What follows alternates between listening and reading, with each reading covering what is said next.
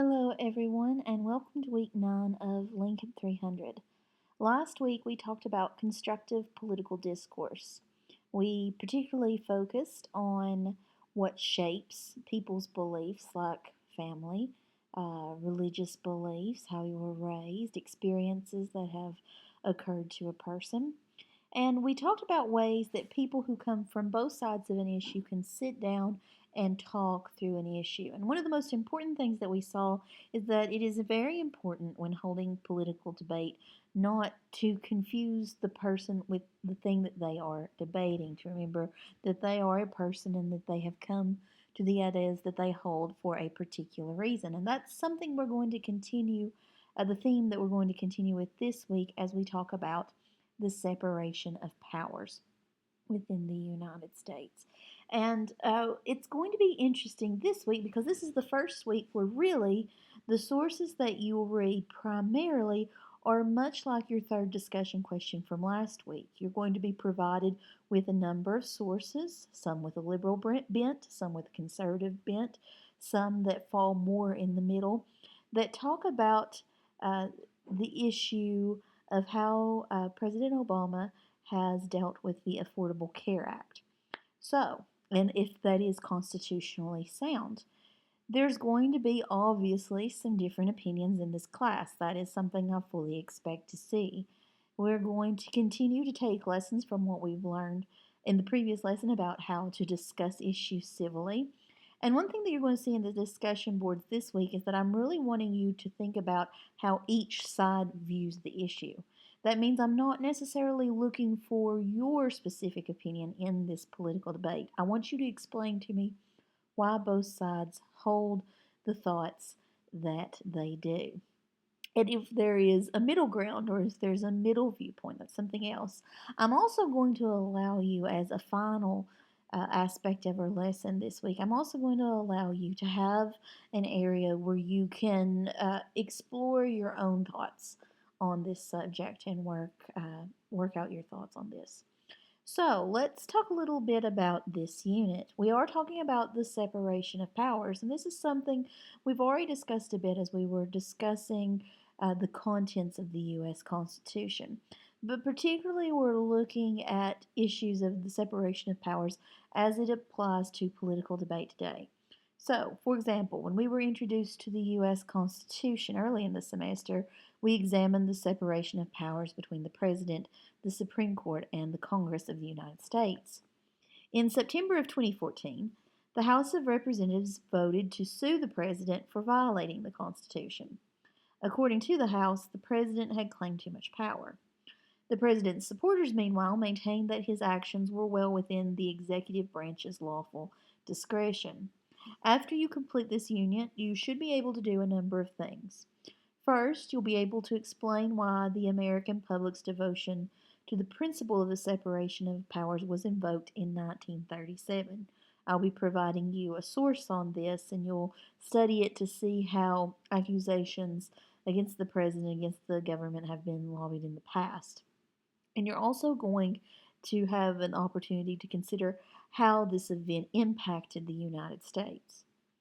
Next, you should be able, after this unit, to identify and explain the stances of those who accuse President Obama of violating the Constitution. And at the same time, you should also be able to identify and explain the stances of those who defend President Obama against such accusations. And finally, you're going to understand how the Constitution has been invoked by those who stand firm on both sides of the issue. And that's an important point. And something we've kind of encountered before is that even though you may have two different viewpoints, both sides can still often invoke the Constitution. And if you'll think back to previous articles that we've read about how, the Constitution isn't always so black and white, it does have areas of gray, you can see how the Constitution can be used by both sides to make their arguments. Let's take a look at the reading assignment for this unit. The first article that you have to read deals with the example from 1937, when the American public's devotion to the principle of the separation of powers was invoked. So you'll have an historical example of how this issue has been approached before. Next, you're going to have a number of articles that, as I noted at the opening of this message, come from various sources that tend to have liberal and conservative bents. So you'll be reading posts from articles from the Washington Post, the Huffington Post, Fox News, CBS News, and Media Matters for America. These outlets put their opinions out in a variety of ways, and some print is used, others television, others are solely internet based. And you'll be reading through this and talking about and understanding the different views uh, of President Obama's use of executive discretion. So you'll be thinking about that. And as a reminder, I know that we covered how to consider media sources in the previous unit, but from here on out, you're going to see that I continue to leave the list for you here on how to consider media sources. And here's the reason why.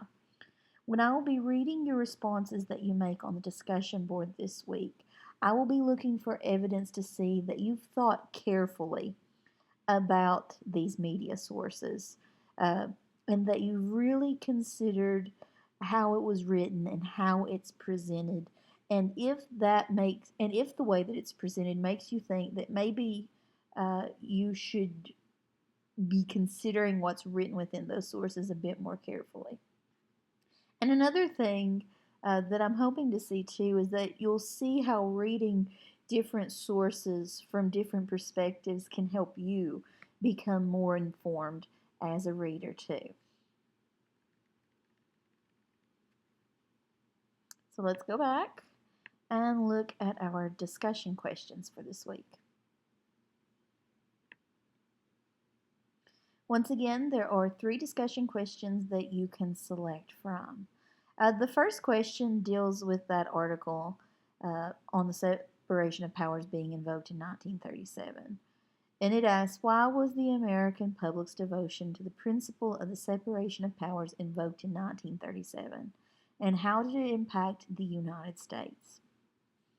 So that's really dealing with the historical aspect of this lesson. The second question really has you delve into those other sources and compare all the presentations. Read the provided sources that cover the subject of President Obama and the Constitution. Identify and explain the stances of those who both accuse President Obama of violating the Constitution and those who defend him against accusations. Why does each side hold the opinion that it holds? Is there a middle ground that can be met between these two opinions? And a key point here, I'm not looking for your personal opinion on this topic. What I really want you to do is to explain to me why both sides hold the opinion that each does, and then offer a suggestion for how the two sides can talk through the differences in opinion. And as the third point, how has the Constitution been interpreted by those who support Obama and by those who accuse him? So be thinking about that. How is the Constitution invoked? Remember again, avoid personal opinions, provide analysis. I'm looking for evidence from these articles. How is it possible then that both of these opinions can exist if they're pulling these opinions from the same document, from the U.S. Constitution? And finally, you'll see there is a new addition this week. You will complete the discussion board, but there is an added activity. And these are your journal activities. If you click on the Separation of Powers journal, you will be taken to a screen that has you describe in at least 300 words. Write your opinion on the House's decision to sue President Obama for violating the Constitution in 2014. Which side do you side with, and why?